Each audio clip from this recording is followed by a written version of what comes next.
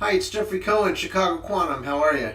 We're a registered investment advisory firm in Highland Park, Illinois. We also run a quantitative model. We are looking at this market, and oh my goodness, are we seeing a lot of things that we want to talk about? So I'm going to try to keep it quick. The first is, yesterday I showed you a portfolio. And I said, yeah, this portfolio is going to do really well. This is what the Chicago Quantum net score picked. I'm going to show it to you. And then I'm going to show you that even though the market is not doing well, this portfolio has done amazingly well. So we're just going to focus on these 7 stocks.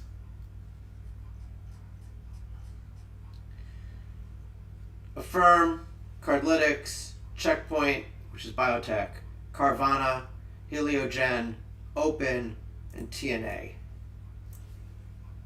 30 ticks of edge. 30 ticks of edge. So what's the good word here, right? How's it happening? So let's see. And I already know the answer. The answer is these stocks are doing amazingly well today, even though the market is red. So the question is, well, first off, how many billions of dollars did we have invested? The answer is none, because we run this for our clients. And then the other question is, could you have bought it? Sure. You buy a run for $100, you get the run like 10 o'clock at night. You can buy it pre-market if you want. So let's take a look. I don't know exactly where I have all this stuff, but hopefully I've got it handy. Here we go. So we'll start. That's okay. So we'll start with Affirm Holdings. Is up 0.1. So we'll just say that that's. I'll just say it's up 3 cents.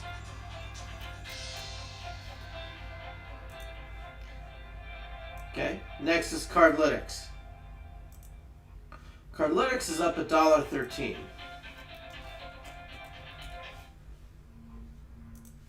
Which is a lot, which is 8%. The next is Checkpoint. Checkpoint is a very high-risk biotech. That's down a penny. Okay. So it's flat, down a penny. The next is Carvana.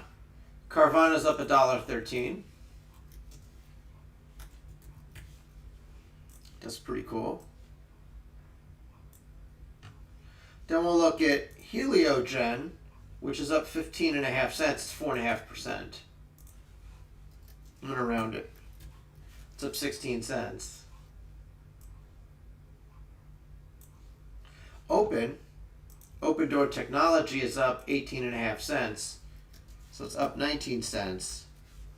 So on a day when the market's pretty much all red, but the Russell's up, and the Russell, the small caps are where it's at with our model right now. We look at TNA, it's up 35 cents. It's up 1.25%. So if you would have bought a little bit of each of these stocks yesterday, you would have made money today. Now you could sell it, take your profit, or you could hold it. And so generally speaking, we hold our stocks for 20 trading days. That's what the original research said. It's really up to you. So this is great. The picks from September 26th, is it 26 or even 25th? Oh, so it's the 26th, because it's the close of the 25th is the data. So performance of the Chicago Quantum net score for September 26th run is right here. So that's great. Now, it doesn't mean it's going to go up every day, but on a day when the market is down, on a day when the market's kind of rough, it's nice to see that. So here are stocks that we're tracking, and I'm going to show you because when I tell you what our positions are, you're going to realize I'm not pumping and dumping at all. I'm pretty boring right now. I own a little bit of SMLP, and I'm short a little bit of AppLovin. So SMLP is down 7 cents. AppLovin is up 9 cents. Both our positions are not doing well today. Shame on all of us. But yesterday, I made a good move, and I want to talk to you about it. This is really important. Yesterday, I sold Skills at $5.39. I bought it on Friday. It looks good in the model. Apps also looks good in the model. So we bought Skills for like $5, and we sold it maybe $5.06, and we sold it for $5.39. Made a good profit, walked away. Digital Turbine, we bought it for around $6. Maybe it was $6.10. It went up to $6.20, but then it dropped to $5.93. We sold it at $6 even, maybe $6.02. Why I say that is because Digital Turbine kept falling. And I thought to myself, let's try something different. Let's cut our losses, especially if we can match it up with a profitable trade. Instead of holding on and becoming a bag holder and then wishing 3 months from now that I didn't get involved, just sell it at $6. It's at $6. I could buy it again at $6 right now. I didn't lose anything. But Skills, I can buy it for 11 cents cheaper. That's actually 2%. That's a pretty nice difference. I'm also tracking Atlas Lithium.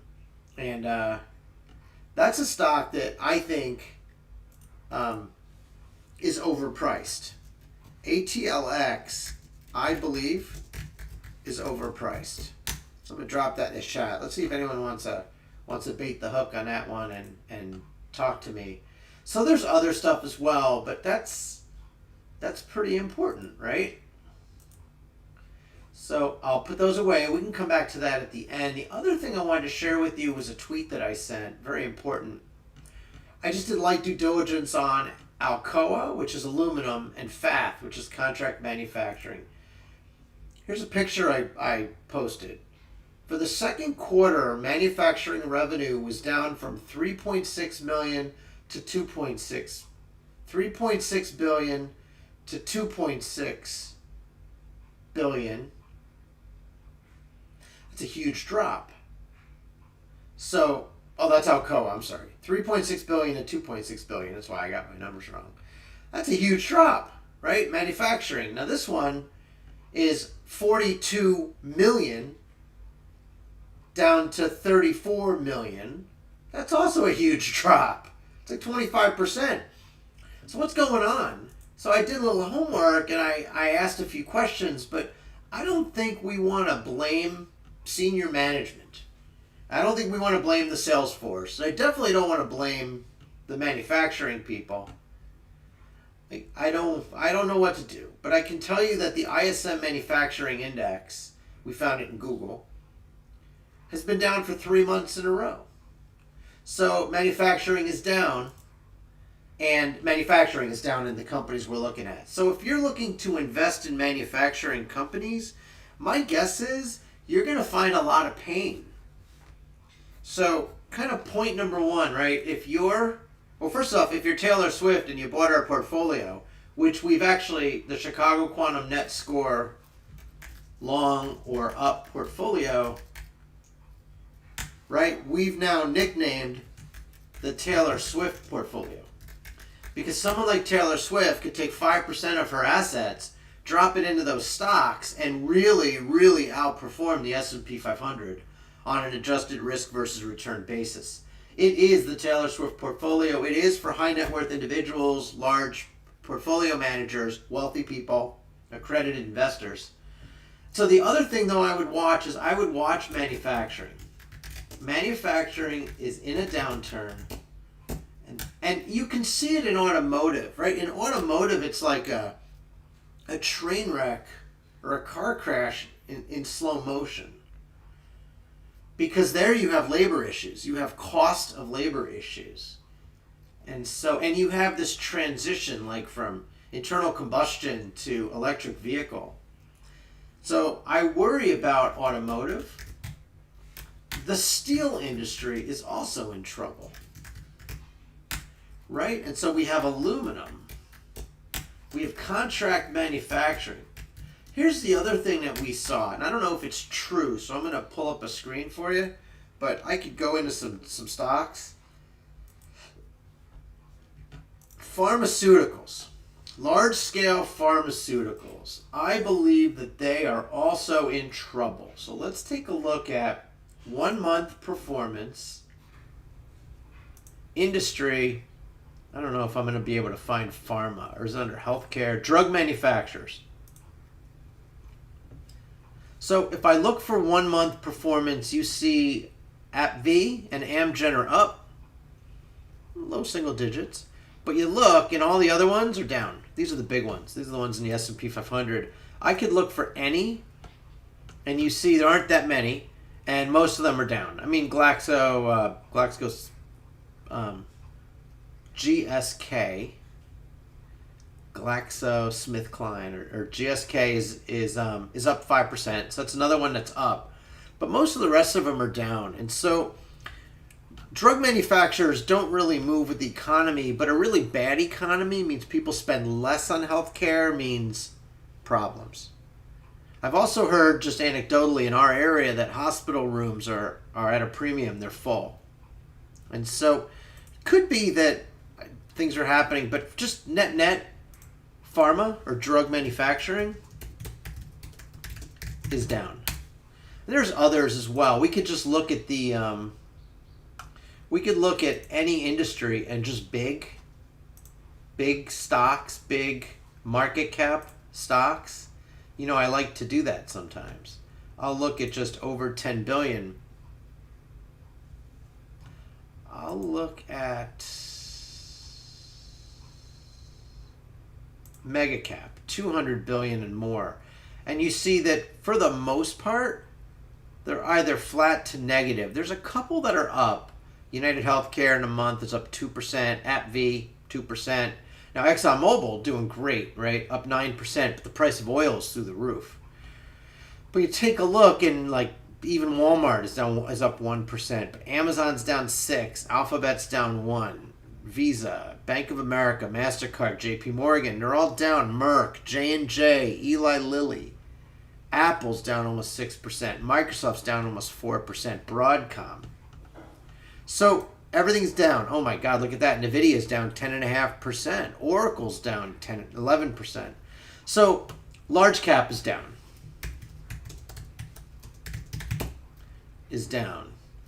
And these are just broad statements. This isn't,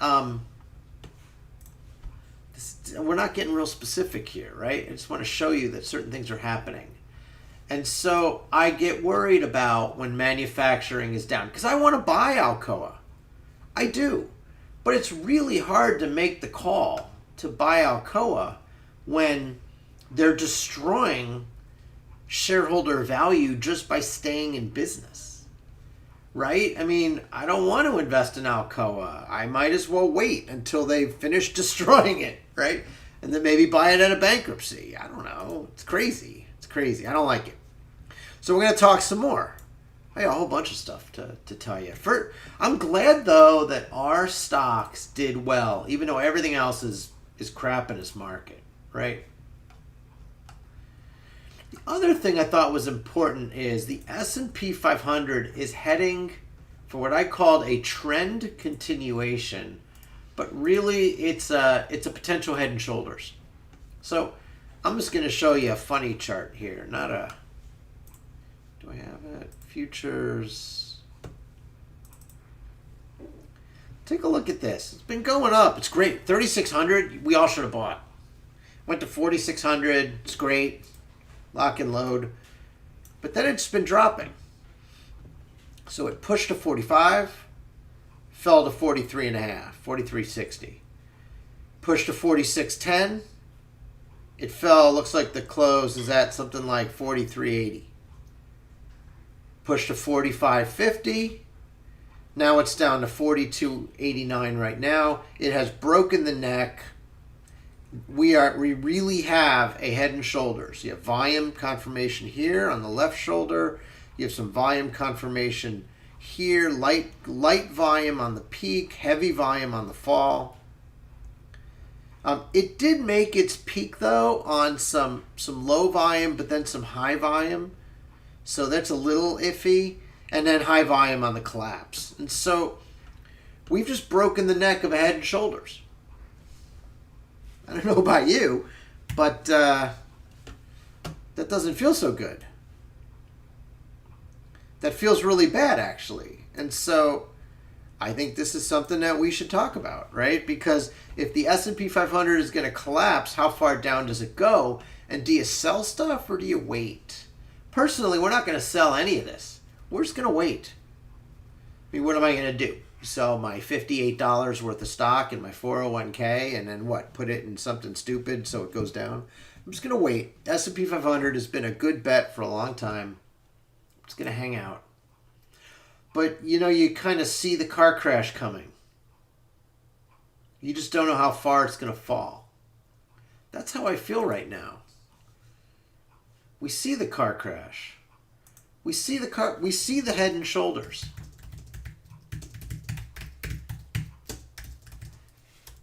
In what we call ES_F, which is the S&P 500 index futures. Neck is broken. Look out below. What are we doing? Absolutely nothing. We are net short the market.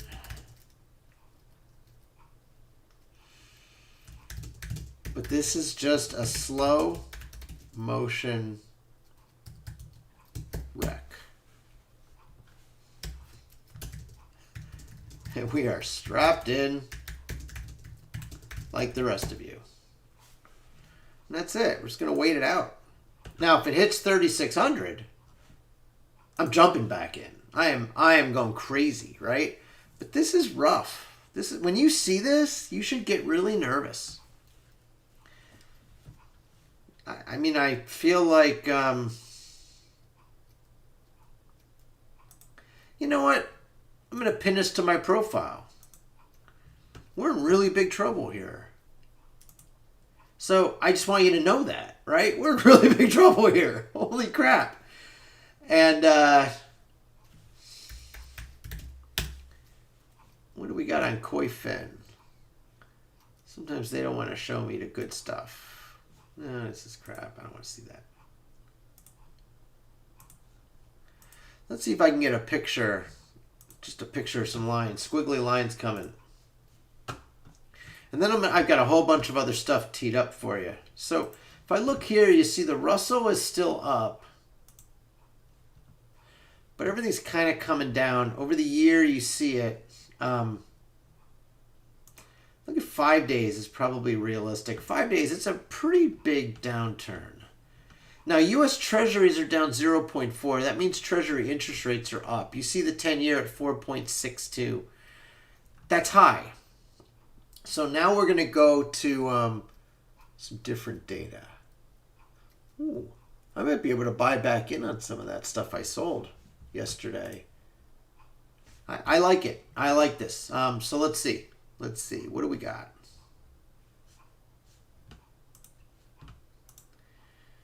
I'm just going to open some stuff up. So this is what we talked about before. These were the stocks that the model picked. So Affirm is now down 15 cents. Cardlytics is up $1. Checkpoint is down a penny. Carvana is up 92 cents. Heliogen's up 15.5. Outdoor is up 17.5. TNA is up 19. We're still up. We're still looking good. All right, Jeffrey, what else you got for me? Bunch of stocks that we were starting to do due diligence on. I'm just going to flip through them. I want you to think about what I'm thinking about. This is not the underlying data that drives stock market performance. This is just a bunch of stocks that piqued our interest. And I'm going to start here. So Verizon goes down when interest rates go up because this beautiful dividend, according to Yahoo Finance, an 8% dividend, isn't worth what it used to be worth when interest rates were 0. It was worth 8%. When interest rates are 4.6 for 10 years, or 5.5 hitting 6 for the short term, 8's only 2.5 points higher. So Verizon isn't worth the business risk. Well, I didn't renew my cell phone contract at the same price, so Verizon just lost all that profit. This is why Verizon's falling. There's no reason for Verizon to fall. I mean, other than the fact that they are not a growth company, they're a utility. But they fall because interest rates are going up. Okay. So that should be the same with AT&T, right, Jeffrey? Yes, it is. AT&T, although it has some different issues with the spinoff, it has also been falling. So, okay. Verizon, AT&T, a bet on interest rates going down. We don't see it yet. Now let's look at gold stocks. Gold stocks have fallen to the floor. I mean, so Anglo Gold, I think that's the one that, that is now primary listed in the New York Stock Exchange. So it's another $7 billion of gold exposure. Newmont Mining should be here somewhere. Yep. Newmont Corporation has been up. It just didn't make it. So now it's crashing lower. So another gold stock. So what else is down in this market? So let's talk about it. So what else is down is large telecommunications companies that pay a large dividend. Down is gold miners. By the way, I like gold miners. I think that's a really good business. You open up a mine and you work it for 20 years.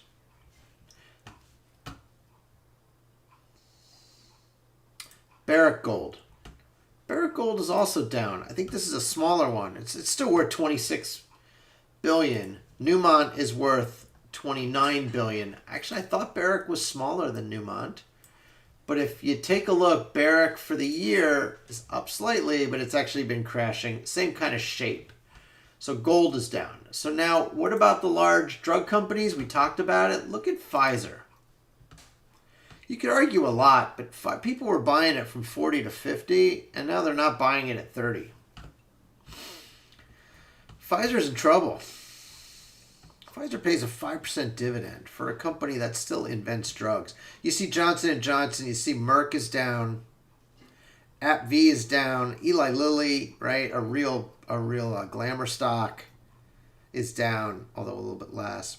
Bristol Myers Squibb is down. So drug companies are down. Now, we still own a little bit of Summit Midstream, and Summit Midstream has just not really moved. It's almost like a Poisson distribution. It's just falling and not really going anywhere. That's rough. It's at $13. Probably should buy some more. By the way, I do have a position in Summit Midstream. I'm long. I like it. It's a good stock. I recommend it for those like me that can handle an MLP in their portfolio. Loan Depot. So there's a couple of companies here that are really relying on mortgages. And the thing that's important is that mortgage rates are up, but mortgage margin or profit percent was flat last we looked. So there are fewer mortgages. That means there's less profit. So if we look at Rocket actually recovered recently. I guess people thought maybe the housing crisis was over, interest rates were coming down in August, and they did come down a bit. But now the stock has dropped from 11 to 8. Loan Depot, similar story. Stock maybe touched $2, down to $1.70. So the other thing is mortgage providers are lower on higher mortgage rates. That makes sense. But the other thing we noticed was SelectQuote. So SelectQuote sells insurance online. And that really hasn't held its gains at all from last year. That's just a tough business selling insurance. Tupperware. What's interesting with Tupperware is look at how it fell down to like 64 cents, and it memed higher, and now it's drifting lower again. I'm guessing that this is a bankruptcy play, right? But I have not. Earnings are only slightly negative, which is interesting. It's not necessarily a stock to drop to zero, but what's going on with Tupperware? It's worth $67 million. I use Tupperware products. I like it. It tells me maybe that's a stock that we should look at. Maybe there's something there. Now, I'm sure the memers are going crazy, but we're going to take a look at that one, right? So Tupperware needs a lot of due diligence. Unisys. Unisys is worth $234 million. I remember looking at Unisys, working with Unisys in the past. That's another one that's worth a little bit of homework. If we look at it for the year, though, you can see it was an $8, $9, $10 stock. It just crashed to 4, and now it's down to 3. So Unisys must have a lot of debt. It's losing a ton of money. It's not helpful. It's losing a lot of money, and I don't know why. They make mainframes. But again, worth a little due diligence, right? Maybe it goes to 0. I don't know. New Oriental Education and Technology Group looks like the high flyer of the year. Look at that stock. From 50 to 190, from 20 to 60. And Intel Education Group is similar. These are hot Chinese companies. Look at that. Woo! Climbing high.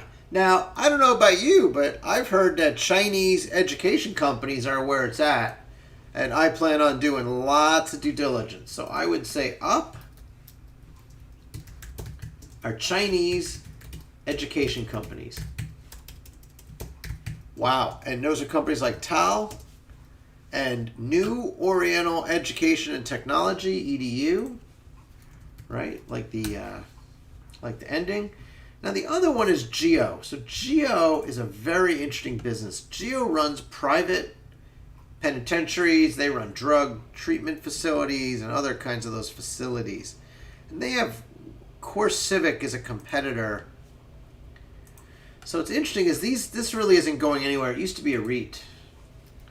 But it's probably worth a little bit of homework to see where we're at here. This is private prisons. If we decide to start housing our refugees in public-private federal facilities, if we decide to crack down on shoplifting, it's companies like Geo and CXW, CoreCivic, who are going to see the rise.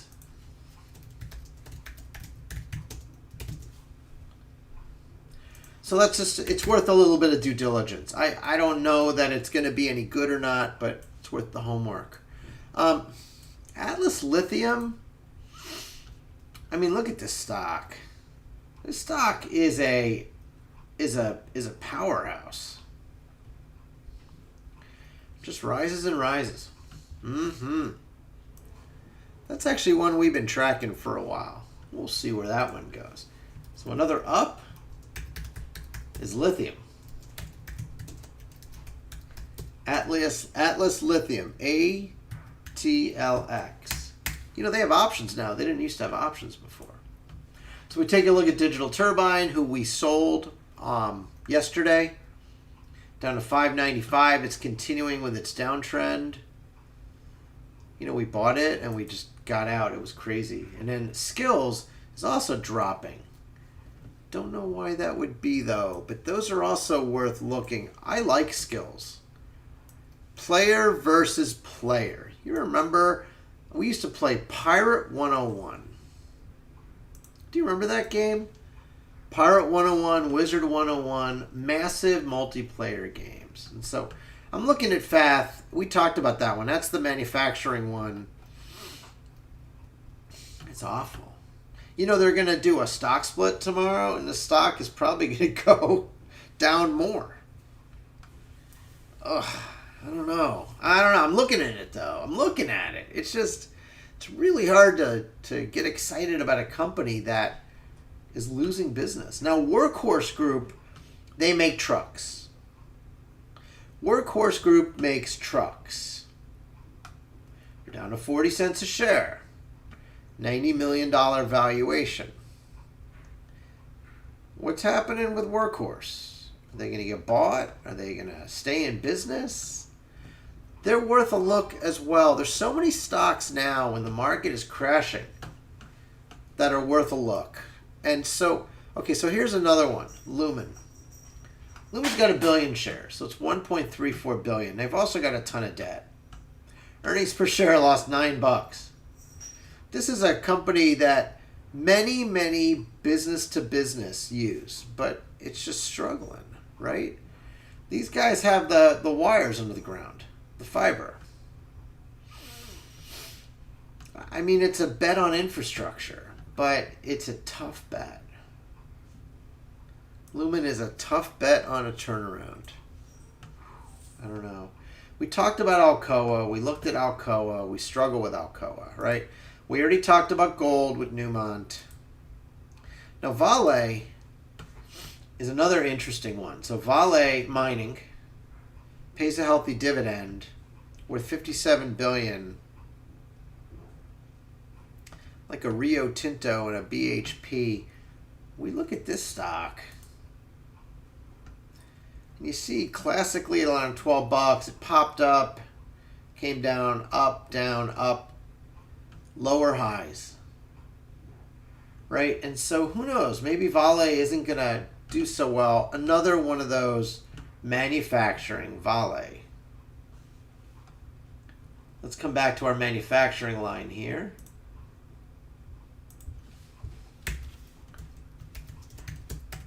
So they're Brazilian. Is also down for years. All right, it's fine.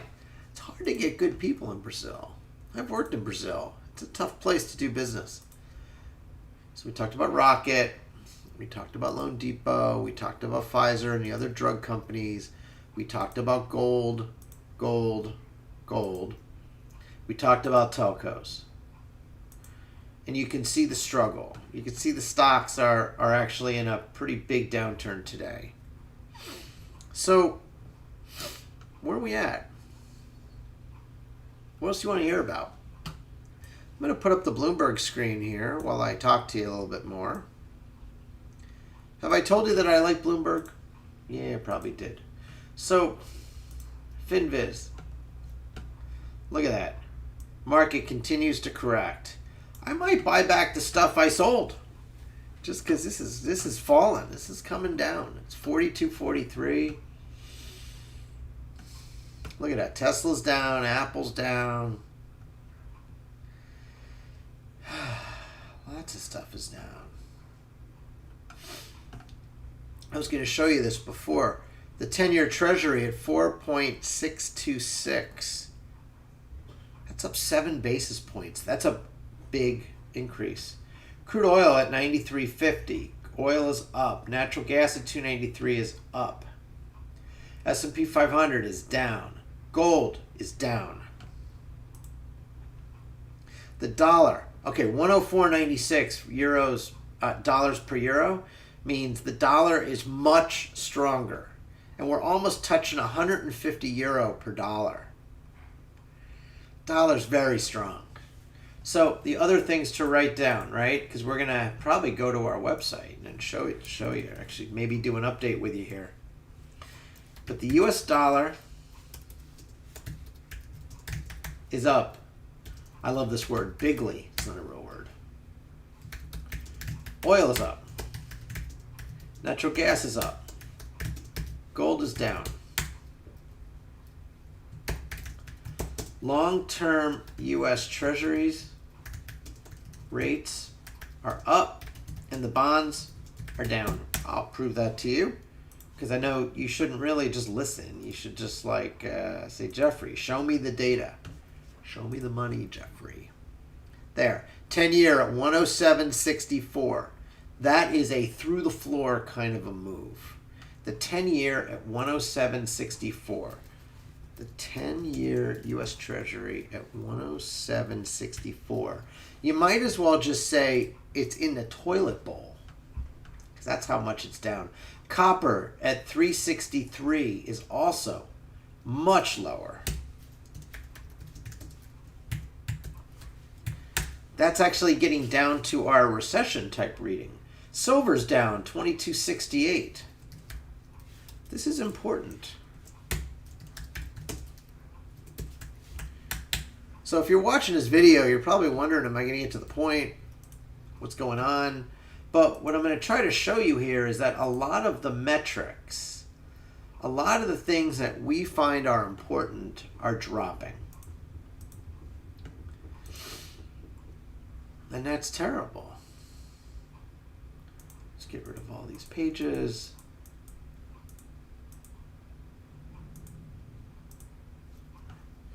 Stocks that we follow. Atlas Lithium's doing great. Skills is down 17 cents. Digital Turbine is down. Affirm is down. AppLovin is down. And SMLP is down. And so, what are we going to do here? Probably going to make some kind of a trade at some point. It's almost 3. No, it's not even 1 o'clock yet. My time. All right. What else do we have? Corbis. You know, we still track Corbis. You look at it over the year. We sold it like $12 or something crazy. It's down to $6. I'm still not sure I buy it at $6, but I like Corbis. I've always liked that kind of business. The reason I looked at Corbis is that Checkpoint Pharmaceutical is actually in the same business. Close that up. Where's all my data? Where is all my data? It's got to be here somewhere.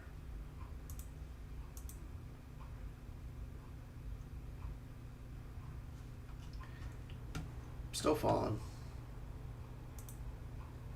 Oh yeah, quantum companies. You know, Chicago Quantum is in the quantum business. So let's talk a little bit about that. So if we look at the large companies that have a quantum computing exposure and the small companies, right? So the big companies, Microsoft's down, but we know that. Google's fine.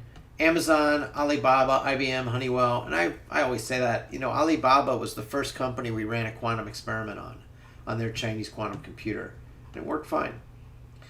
Then you have IonQ, Rigetti, Qubits, which is D-Wave, Arcit, which is data communications out of UK, Qubit, which is Quantum Computing Inc., which isn't really quantum, it's more data analytics, and then the warrants that go with it. You can see the large caps are down with the indices, but the quantum companies are actually doing okay. Looks like somebody might be making a little bet, a little wager on quantum, and it's not a bad move to make. We like that bet. I don't think quantum's going anywhere. I think it's fine. So here's my Bloomberg Live TV. I'm going to shut that off. Again, in the spirit of trying to clean things up. Talked about today's markets. We talked about the large caps being down. We talked about the S&P 500 breaking the neck of a Head and Shoulders, which, I mean, you could just argue that that's a whole bunch of hooey and a whole bunch of drama. You might be right? I don't know. Maybe you don't believe in technical analysis. Maybe if everyone believes in technical analysis, then you lose the validity of it, right? Here we go. This is what I was looking for. So let's get my notes down here. And by the way, I'm happy to put some of those notes out to our subscribers. So go ahead and subscribe to our website, our YouTube, and we are happy to put that in there for you. And again, the thing that I noticed is that the stocks that we picked went up today, made money, a lot of money today. When we just trade on our own, when we just trade on our instinct and our fundamental research, you can see not everything does that well. So if you just stick to the model, you make money. If you go off the reservation, a lot of times you don't make money. And so it's kind of where we get stuck. So let's take a look. Where are we at, Jeffrey? Talk to me. Volatility. So the VIX is up. So Jeffrey, why are you showing me this? What do I care? Well, let me tell you why I care.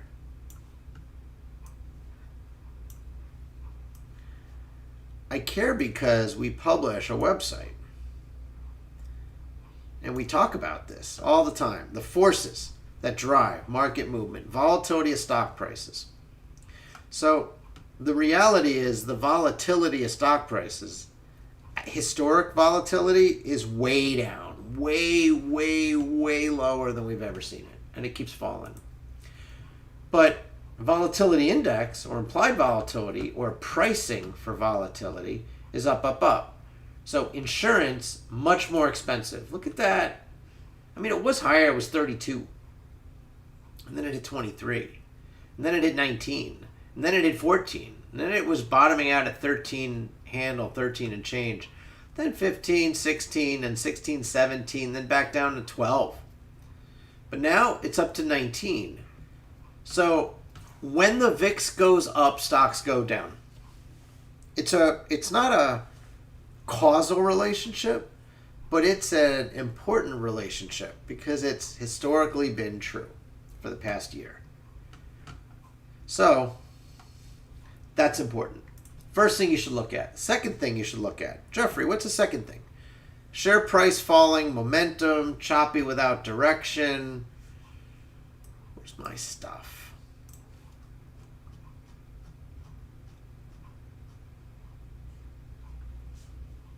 Hang on. I got stickies. Hang on. Looking to find which sticky has the note. If not, if none of them have the note,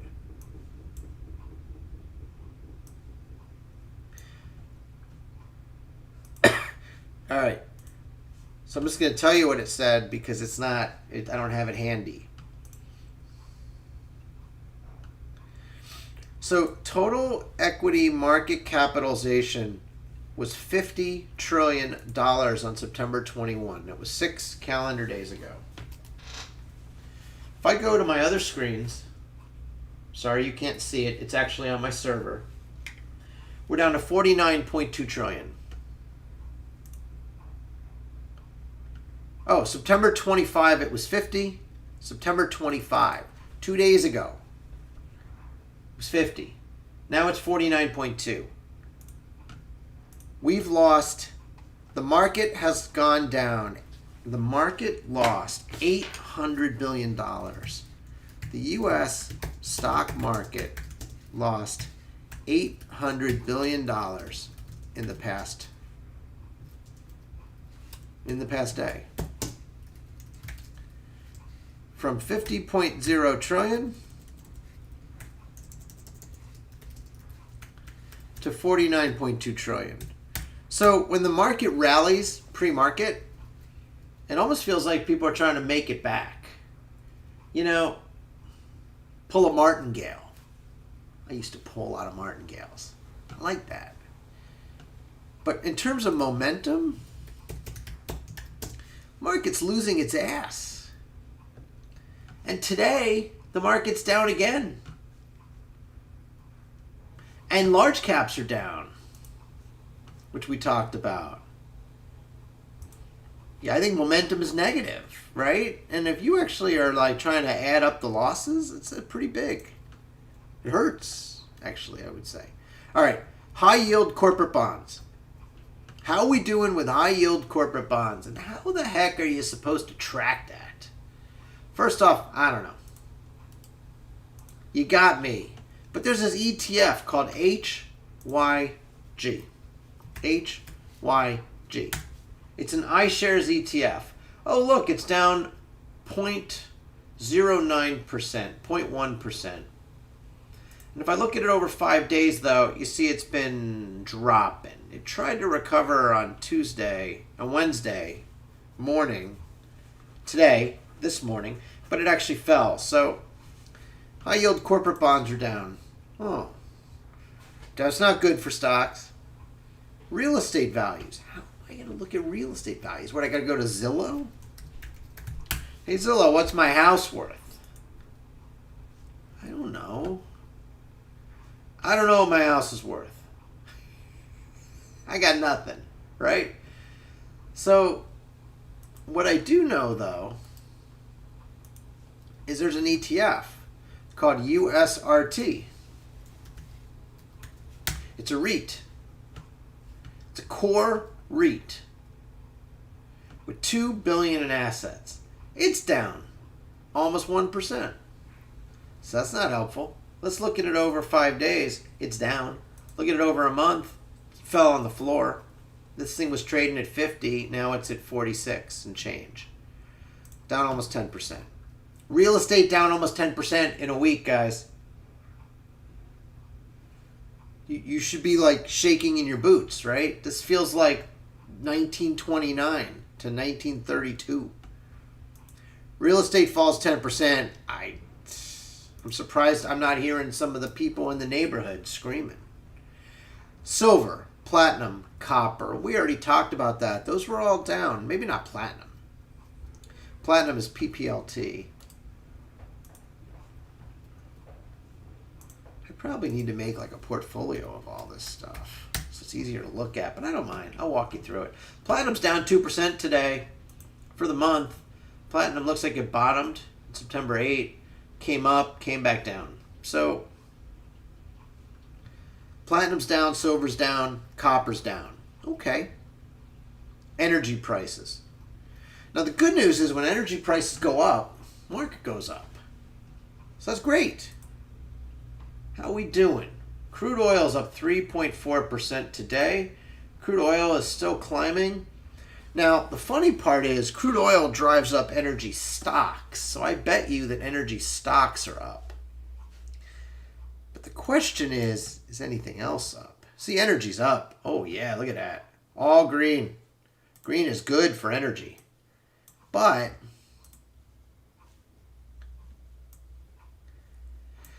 I'm not sure that's enough to take up the market. And when energy goes up, aerospace goes down. Airlines go down. Trucking goes down. Retail goes down. Consumer disposable income goes down. So, at this point, though, energy's up today. So that's one of those contrarian, doesn't feel quite intuitive. But our model says when oil goes up, and then natural gas as well, market should go up. So it's a little counterintuitive. The US dollar. The US dollar, holy cow. Look at that thing. Screaming higher. Screaming higher. It looks like we're going to have a euro at parity. We're going to have a euro dollar again. This is nuts. I heard that on Bloomberg like 3-4 days ago, and I thought they were joking, right? So let's be honest here. The US dollar, screaming higher. Almost unchecked since mid-July.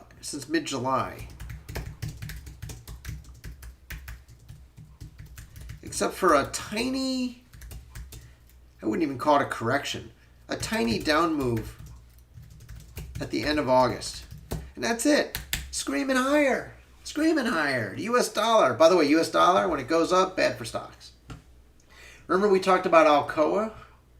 Alcoa has $2.7 billion of losses on currency hedging.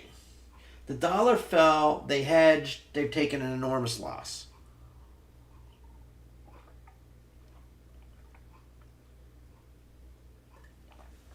Sorry about that. A little diluted apple juice. I don't need all the sugar, but I like it. Gold. How we doing on gold, Jeffrey? Talk to me about gold. Gold fell out of bed. Gold fell out of bed. That's all I can say. Gold fell out of bed. Goodbye. Long-term interest rates. I'm hot under the collar right now. I'm uncomfortably hot. Long-term interest rates, the 10-year is up 6 basis points, 5.8 basis points to 4.61. Now you might argue that that's not a big deal, but it's a huge deal. The 30-year, it's up less. It's up 3 basis points. But still, Long-term interest rates are up. Long-term interest rates. So what does that mean? That means it's a better value to buy a bond today, and it's harder to justify a big mortgage. So maybe buy a smaller house. And it means banks are suffering AOCI losses on held to maturity investments and actual kind of what I'll call normal losses on available for sale investments. So banks hold U.S. Treasury securities. They do. They've always held them. What else is important here? More expensive for companies to borrow. More expensive for the U.S. government to borrow. It's just a nice alternative to having money in the stock market. If you could earn 4.7% for 30 years, I'm thinking maybe if I'm going to live another 30 years, I should do that. I bet you there's zero coupon bonds, right? Where I still have to take the amortization. I still have to take it as income. But there's zero coupon bonds that are probably super cheap at this point. So that's what's happening with the long-term treasuries.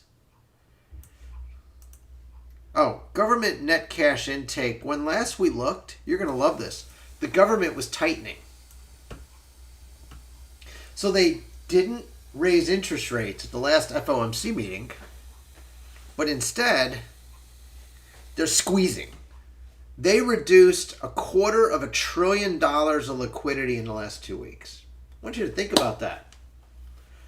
$250 billion, poof, out of people's accounts, out of banks' reserves, just gone. Maybe never to be seen again. So you were a bank and you were an investor in a hedge fund and you were thinking, oh, let's buy some stocks. Well, it's hard to buy stocks when $250 billion goes poof in 2 weeks. Bitcoin. It's too early to tell the impact of Bitcoin on stocks. It is. But we'll take a look anyway. Oh, Bitcoin's flat. But what's interesting is if you look over 5 days, Bitcoin, let's look over a month. Bitcoin has slowly moved from 25,000 and change to a peak of 27 to 26. So we're at around 26. So Bitcoin's been kind of holding its own. If you look over the year, it was a cheaper point where it was at like 16. Buying and selling Bitcoin feels like buying and selling stocks. You know, cheap stocks where you're not sure or expensive stocks where you're not sure what's going on under the hood. You don't really care. You're buying it because your friends are buying it. So there's Bitcoin. Other effects. So inflation. Has inflation? I don't know. We haven't had any new data. Threat of war. Who knows? Corporate income tax. No one knows. Changes on individual tax rates. Tariffs and trade restrictions. Haven't heard. Uncertainty in U.S. government policies and procedures.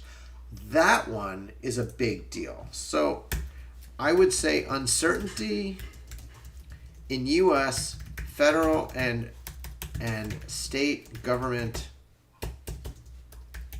policies is very high now because of the shutdown potential on October 1st. So if the government shuts down, I don't even know what it's going to do, but it's just uncertain, right? If I'm a government contractor, I don't know. Customer theft and credit delinquency. You know, I hear a lot of anecdotal data that says this is getting worse. Maybe it is. I know shrink, which is what they call theft, is on the rise broadly in the U.S. economy. But credit delinquency, I'm not sure. So we're going to take a quick look here. We're going to ask Fred, hey Fred, how are we doing with delinquency rates? All consumer loans, all commercial banks. 2.36. It is on the rise, but it is lower than it was. Look at that spike. It's on the rise, but the data hasn't been updated since August 21. So it's on the rise as of August 21. So it's we don't have new data for a month. You can't really play on that one. Labor cost increases. Well, a lot of it depends. We have a president of the United States who joined the picket line of the UAW. So I would say labor costs will continue to rise. By the way, Costco, C-O-S-T, declared labor costs a drag on earnings, an issue, right? And so it's happening. And so when I look at all that, the only thing that was good for stocks right now was oil prices up. And that's bad for the consumer. So all of these factors are calling for a lower stock market price. And so now I ask you, is now the time to make conservative passive bets in the stock market? I would say no. I would say if you want to make a passive investment in the stock market, you're basically buying this.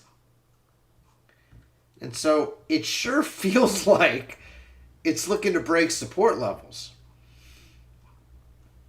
Should you buy the riskiest stock portfolios? The Chicago Quantum net score says yes. The Chicago Quantum net score says that if you're willing to run the model, what we call our Taylor Swift portfolio, and you're willing to put some money into it, you will do better than the passive index. Now, it might mean you lose less, but it could mean on any day when there's a little bit of risk appetite, you make a fortune. Now, on the converse of that, I've also been tracking the stocks that the model says you should short or avoid, and many of those stocks were down hard, down like 20, 30% in a day. And so what I would say is now is a good time to be long risk and short garbage. Go long what I'll call good risk and short garbage risk. I think you're going to do okay. You're going to have to hedge that bet though a little bit. And that's why you short. You have to short something so you're hedging. So that's what we are today. So did the stock market change since we started talking? In the last day here, we've been down. Small caps are up a little. Large caps are down. We know that. Large caps are down. Utilities are down because interest rates are up. Consumer discretionary. I bet you comms are down. Yeah, telecom's down 1%. Crude oil's higher. Gold's lower. Gas is higher. Yields are up. So what I would say is this. This is one of those days where you're just going to feel a lot of pain if you're a traditional person who's just buying and holding. Today, buy and hold is a lot of pain. So you might not want to do that. You might want to put some money in a risk. So now I'm going to get to the commercial. Right? Commercial starts at whatever time this is, at 60 minutes. So if you don't want to hear a commercial, then now's when you hang up. So when we do well, we make money because people buy our advisory services. Now, we've lowered our prices significantly, but you can buy the composite run and you can get the picks, the Taylor Swift portfolio, the short portfolio, and then all the other metrics and magic in the numbers $100. So you get it the night before, you decide to make your trades. If you would have had 100 shares of Carvana, you would have made it back in a day. Wrap it up. 100 shares of Cardlytics, now you would have made $200. You would have made twice as much, walk away. So the point is, we used to charge $1,000, $750, we're charging $100. We want you to try it, that's why. Now, the other thing we could do is we could go ahead and build a separately managed account on Charles Schwab for you. It's a $500,000 minimum. I mean, it's the Taylor Swift model, right? And so, but what we do is we build long portfolio of stocks like these. And we watch them every day. And we tweak them. We might actually just leave it for 20 days because of the cost of making all those trades. But it just depends on the market. We also have a couple short positions. And that way we hedge. If the market falls really fast, then our shorts should drop like rocks, right? A less aggressive way to do it, but you'll probably make less money, is to just short the S&P 500. But personally, if you're going to short something, you might as well short garbage, right? So, go long, go short. We charge a lot of money for this. We charge 2% a year. Now, that's actually not a lot of money. So if you were to invest $1 million, we would charge you $20,000 to run this for you, $1 million all year. Plus, we ask for 20% of any gains that are above passive index gains. So if the market goes up 10%, you got to start making 10%, and then you'll pay us any fee on top of the 2%.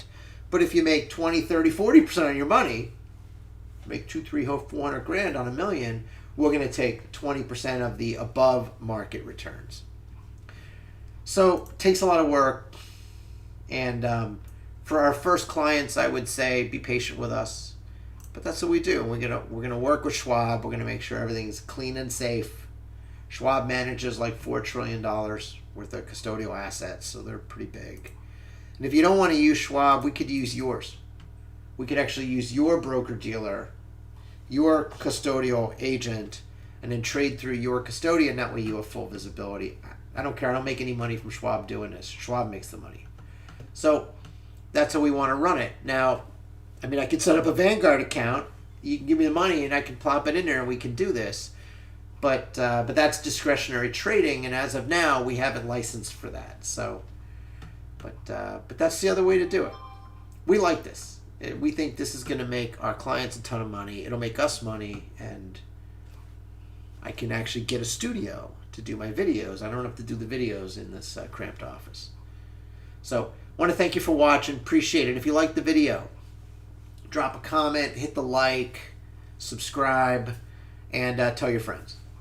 And if you didn't like the video, do all those things that I talked about. But then in the comment, tell me what you'd like differently.